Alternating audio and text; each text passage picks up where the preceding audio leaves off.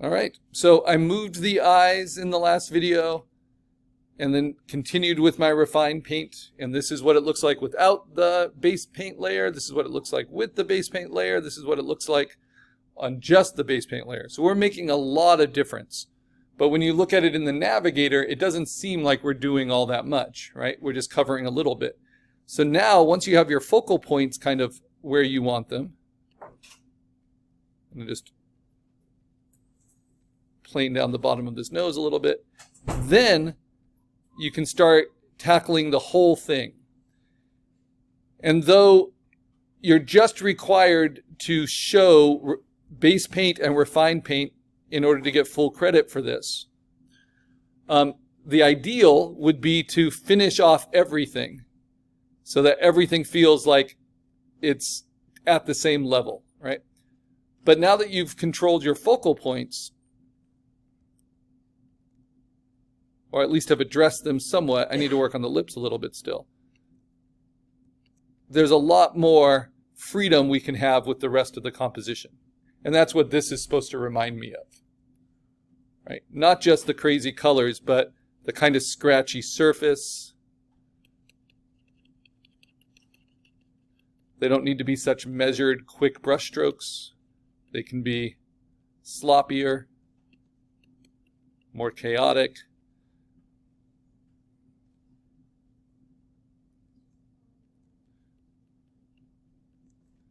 I could just use spacebar to move around. I'm just staying on the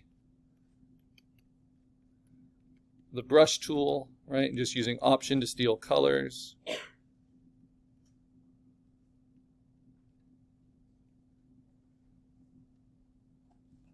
And remember, leave accessories like glasses for the end because they're not actually necessary. And if you try to paint them and then paint around them, they're really going to mess you up. I'm just going to move this out of the way just slightly.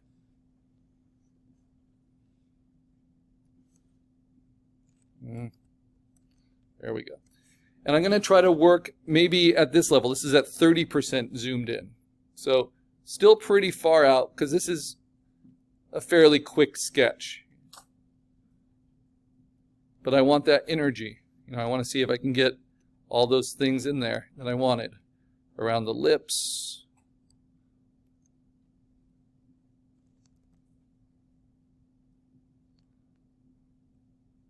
I want that sense of smile, which is tricky.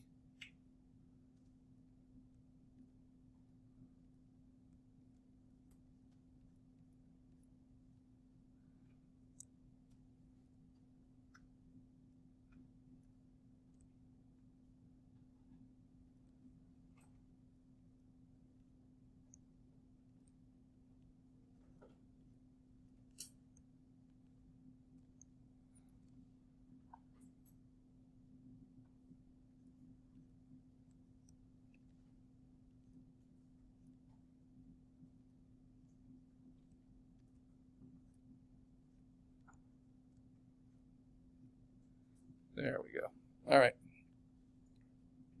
It's got this little beauty mark. I love beauty marks. They're fun to play with.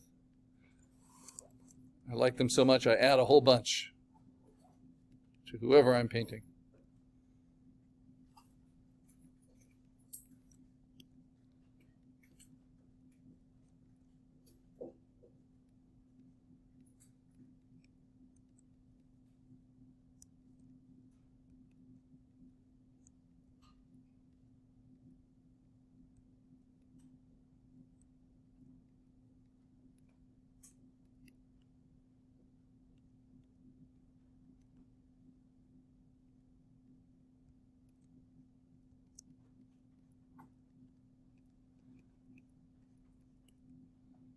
Okay, so now the challenge is to make the paint texture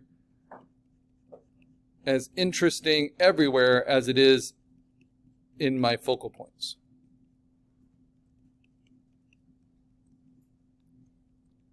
Maybe I'll try a bigger brush to accomplish some of that. Okay, so scratchy and loose, scratchy and loose. It all works. So now, zoom out a little bit more. Maybe make my reference a little bit bigger. Oh, and I just did the thing I always tell you not to do. I accidentally painted all of that on the wrong layer because I moved my abstract reference, but I didn't lock it after. So how can I fix that? As soon as you notice it, grab it, duplicate it, delete it from the layer you don't want it, lock that layer, make this a little bit bigger before I lock it,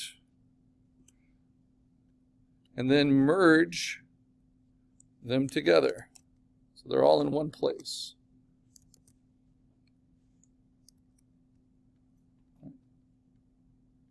That difference. Or keep them separate. Remember, you can have more than just the two colors.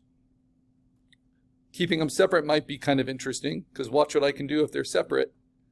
This is how I've painted the jaw with refined paint. I can go to Image, Adjustment, Hue Saturation, and I can just shift those hues a little bit in different ways, right? And that gives me another aspect of my color palette if I want. If he was unshaven, I could go more into the blues. I think I'll go a little bit more towards the purples. Do I want to saturate it more or desaturate it? I can lighten it or darken it. There's a lot of tools we have after the fact, after we've put things down. So I kind of like that. All right. So now this is where I'm painting. It's another refined paint layer. Now I'm going to use a bigger brush, almost twice as big. Hold down Option, Steel Colors. Look at my reference. Hold down Option a lot, steal lots of colors. Use kind of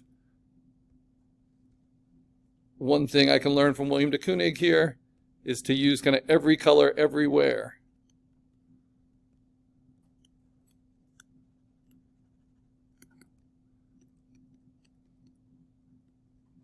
Ferocious energy.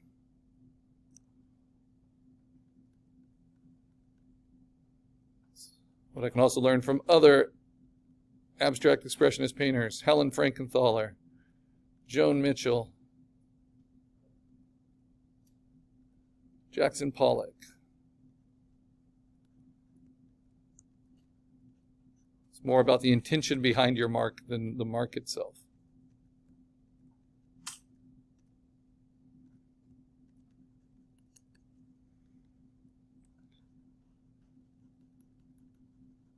There are so many theories of painting. I'm a fan of painting, trying to make it relevant in whatever era. But what I can't stand is when a painter talks about their work and just seems incredibly bored by their process. So find a way to work that's not boring to you, that you can be excited about.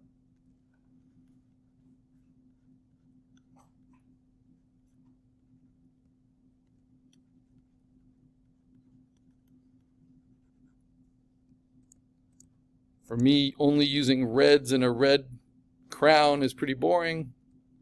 So I throw in some other unexpected tones in there.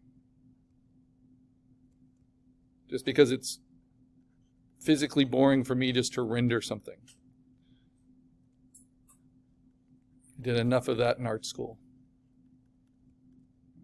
This is where I get to play.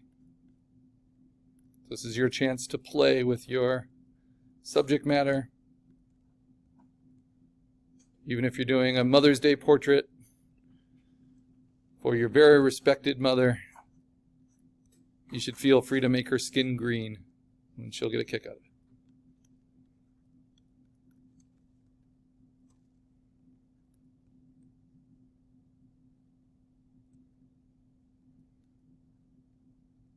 If she doesn't get a kick out of it, she's a tyrant. She doesn't deserve a painting for Mother's Day. No.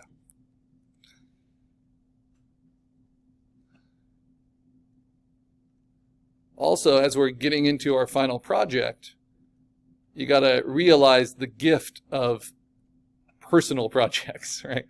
Not having to please a client. Because if I was doing this as a portrait commission for the Warhol family, I would feel a lot more constrained in the risks I could take, the chances. So that's why it's super important while you're making any kind of work as a student that you find a way to make it valuable to yourself. Because you're not going to have that same kind of freedom always.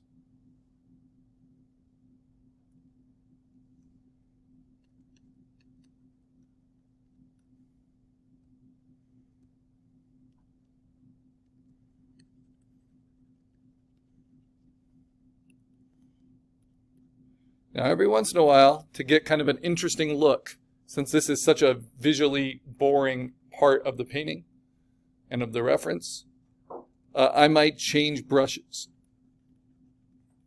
But another way you can do it is to just change the size of your brush. I'm going to switch it to a dramatically smaller size and then just scribble.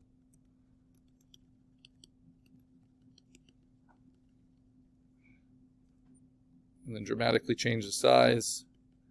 Scribble.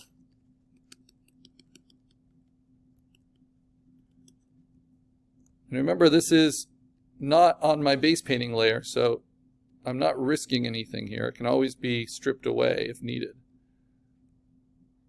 But I'm building up texture. Same thing with the neck. The neck's incredibly boring. So this is a technique I'll sometimes do. Once I build up interesting texture somewhere,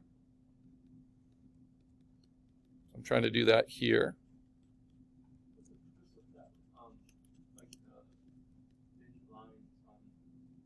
The scribbles I'm doing?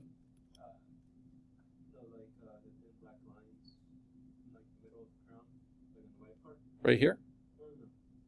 These? Sorry, I don't know what you're talking about. Right here? So all these, I'm just trying to build up a more interesting visual texture than the photo reference has, right? And I did that just by drastically changing the size of my brush, like switching it down to like 20 for a little bit. And now I can spend a lot of time trying to paint those out, but look, they'll always be in the texture. And that's just a whole lot more interesting, to me, visually, than to not have them, to have it be just like that.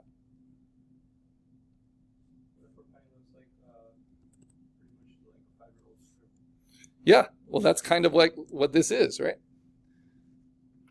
It depends on what your inspiration is, but my abstract expressionist inspiration, this was the generation of painters before the pop art movement, before Andy Warhol.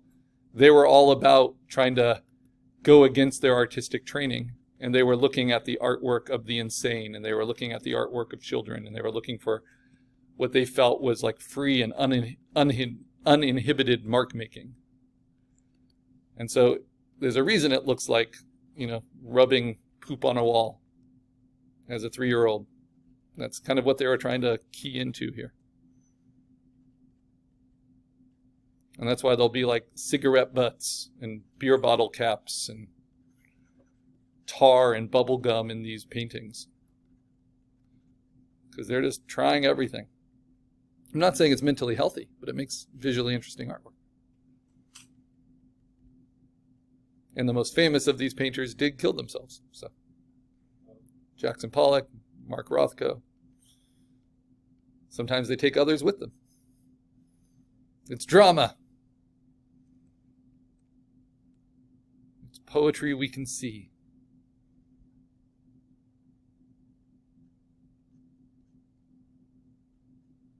Sometimes the poetry can be kind of dark.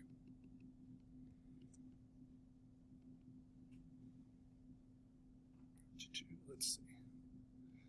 So zoomed out and using this kind of bigger brush, still at this 50%, 60% kind of opacity. In fact, I'm going to up it to about 60%. You are making bigger decisions here. Like not just putting your darkest dark down, but deciding where do you need the forms to turn more strongly. And one trick, once I have an interesting visual texture like I was talking about, is I can grab that with my lasso, use a chunk like that, duplicate it like it's a texture fill, and move it down to other places. So this jacket's really boring.